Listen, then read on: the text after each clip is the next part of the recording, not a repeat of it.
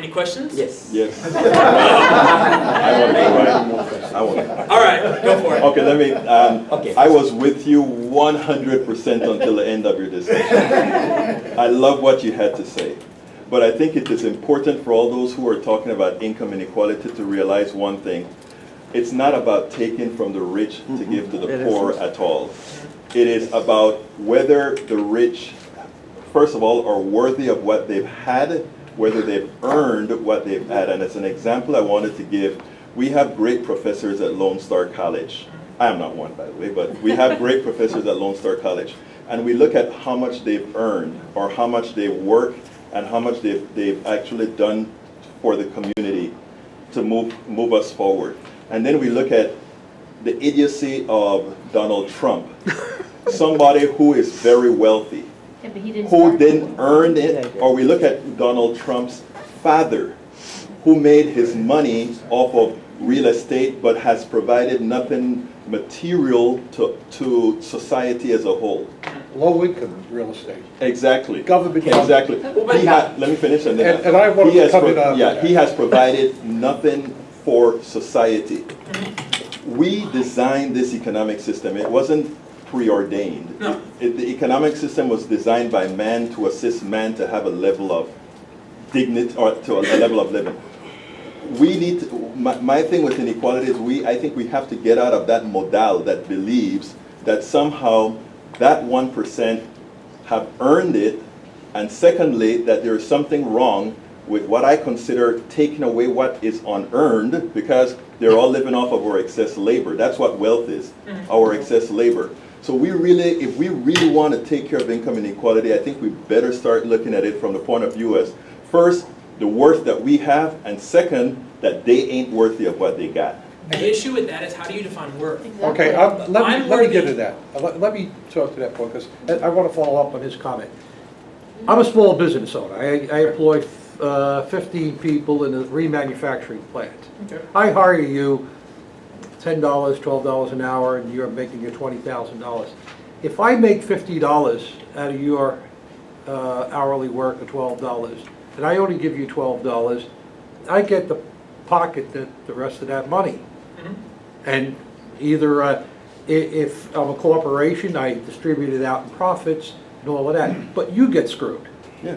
But You're making $50 from me, you should be getting a bigger share of that. Now, I'm gonna jump back, because you told me your history. When I grew up in Brooklyn, I was born in 41, in the 50s, I was broke, the family was broke. After graduating high school, I went to the military. When I came out, I had free university, CUNY. And I didn't have to pay anything. In fact, the military paid me $300 a month to go there. And I worked for Shell Oil during the day, and I got paid to go to school at night. Got my degree doing that. That was wonderful.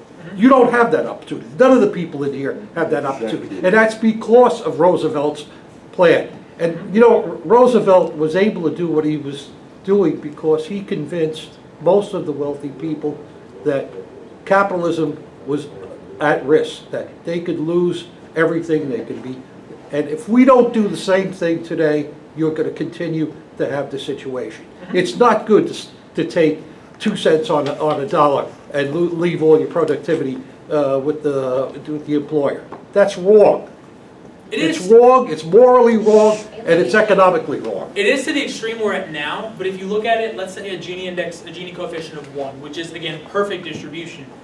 Even though we're saying we have a perfect distribution of income, there's still that top 10% that are still earning the top 10% of the You know, income. you looked at your chart there in the 50s and 60s, the numbers were much lower.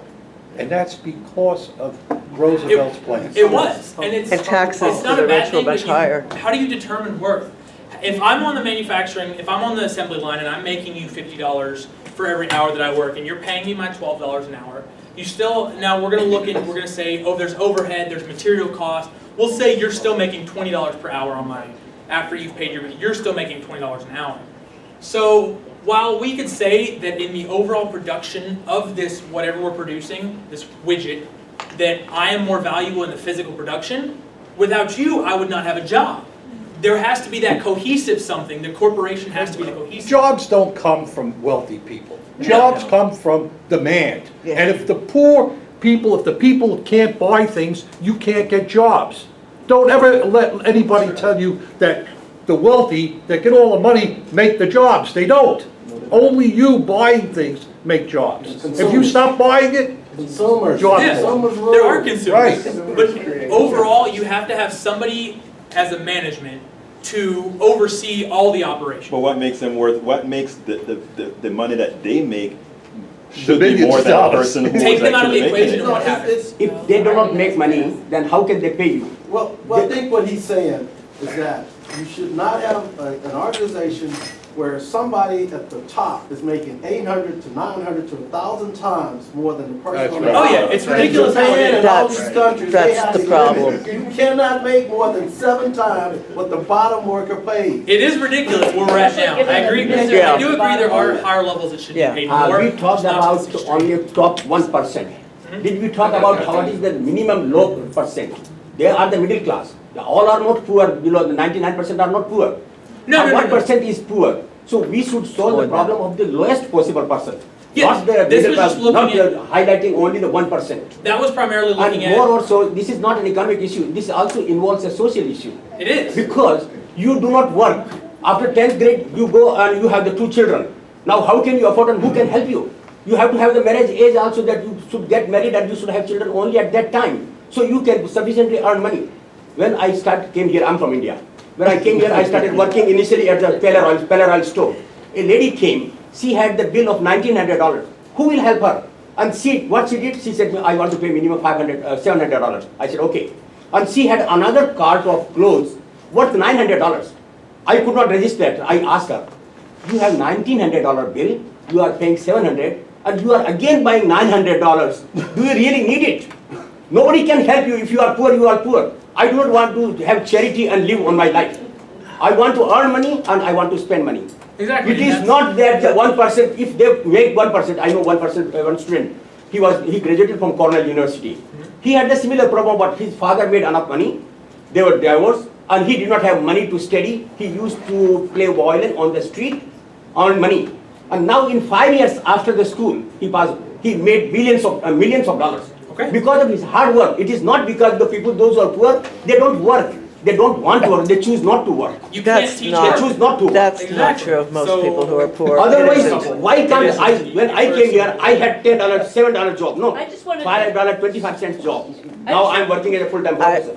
Okay. I just want to take another tack, and that is I really appreciate your talking about the relationship between the academy and the community. Yeah. And I think there's a lot of universities, my own included, which is a Catholic university, and we have a lovely mission statement that says we care about everybody and that we care about our community. And we are in a white ivory tower, and we have nice things, nice spring breaks and so forth, alternative spring breaks, but I feel like that town gown, as they call it, a vision, is on us as educators, on us as academics, and we need to work on that.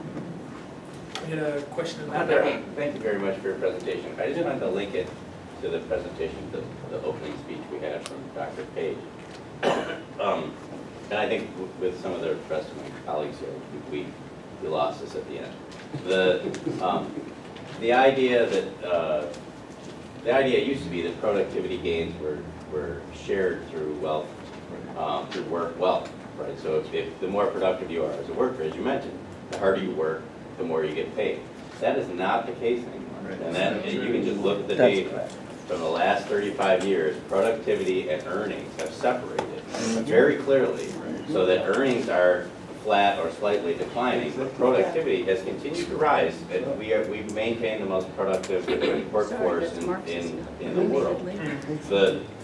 The idea that separation is just natural, Yeah, it or is. just occurs, It is not. or it's just something that is preordained, is simply wrong. That it is a policy choice, and that policy choice has been determined by the individuals that control the political system and the structure that we live in.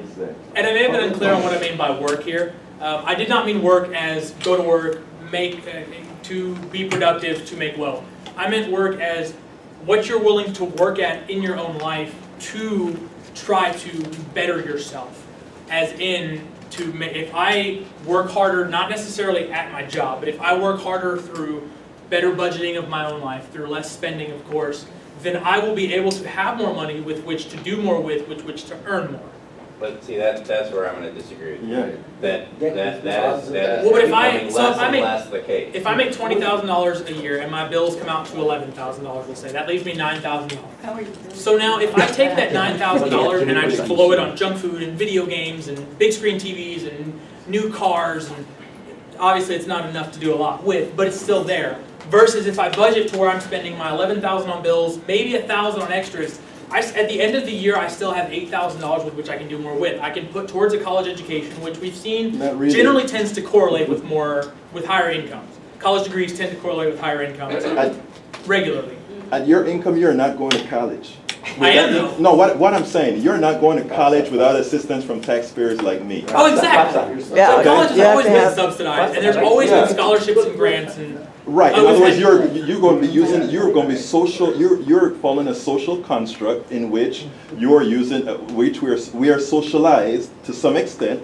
And the only way somebody as intelligent, as smart, and as productive as you are is going to go to school is that the social system is going to put you through school. Yes. Unfortunately, the last paragraph of your speech give the indication like a lot of the kids around here can somehow pick up and go. Now, there's something special about you, and that is you can speak very well, and you will likely get a whole lot of scholarship. Unfortunately, a lot of people didn't have the primary education, the secondary education to be as good as you are that will be afforded that benefit. And they will never, ever, under any circumstances in this country, unless we do what's necessary, which is redistribute income to actually attain that goal. Redistribution is people don't like to hear it. You take But the money fact out of of the matter is politics. we have already redistributed income. We've redistributed everybody's excess labor in this place to the top.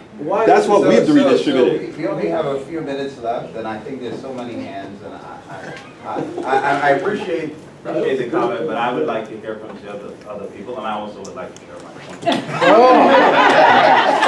But I will make it quick, because I know other people have strong opinions. I, like most of the people here, disagree with your view on redistribution of wealth. But I think you also have a point. I think you have a right to your view, and I think there is some merits in it.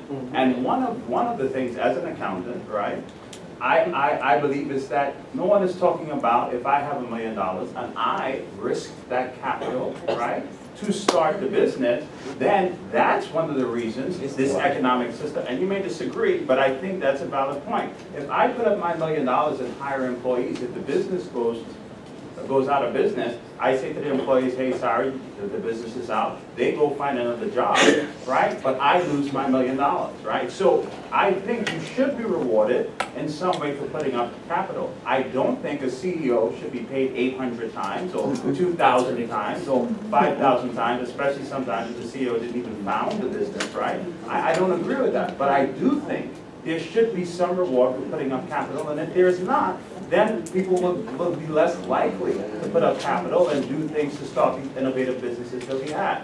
My second and really quick point is that I think the other thing that sometimes we overlook is the fact that being born, I wasn't born in the United States, I was born in the Caribbean, but being born in America, right?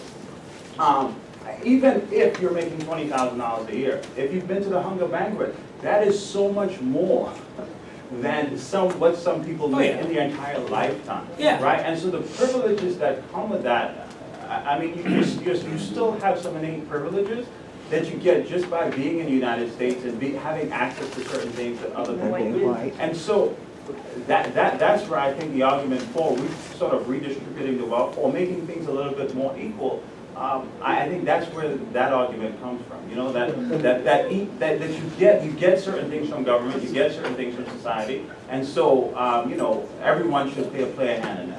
So we've had Should help be. you with their hand for a while. Should be. Well, I want to take you back in the presentation. You saw people should be informed, but in somehow you gotta assume they got critical thinking. And I can tell you, I got a degree in economics and math. I teach math at Victory Center, which is a really low income area. And I can tell you, critical thinking is way up. Thank you. that's the thing we gotta fight the most. It's not even teaching how to add to subtract. You gotta tell them like, this is happening because of this, this, and this. And I can tell you every day. I got people who are like over 60 years old and they don't know how to add to subtract. Yep. So how you can deal with them? You can you can say, well, the majority of the people is gonna follow what you're saying, like work and do this and do this. But what about the people who got disability? They're gonna be out of the system, but you guys still you gotta take care of them too. You know what I mean? Mhm. So how you can deal with that? Well, I'm not against programs. Now, there is an exception for people that are unable to. If you are physically unable to work, I'm not going to tell you, go to work. No, That and is not- not just physical. I'm thinking. Yeah, that's like just the mentally example. too. If you're unable to, if you're literally unable to do something. No, you'd be surprised because like I can tell you like 80% of the classes right there in math department, they're remedial classes. Mhm. Meaning they're gonna teach Yeah. you how to add, subtract, pre-algebra stuff. Well, but see, I also believe in motivation. If you have the motivation to do something, you can. Such as, we'll use math as an example. I am a math major. Math is my strong suit. I love numbers. I love stuff like this. Presenting, creating presentations, writing papers is similar, but it's way off. Yeah. But yet, even though I am a math major, I spend most of my time on the logic, on the numbers, on how it applies to the world. Writing a presentation is still something I'm able to do because I had the motivation and the want. And there are resources out there that are free, for one, like a public library. You can go to learn critical thinking skills.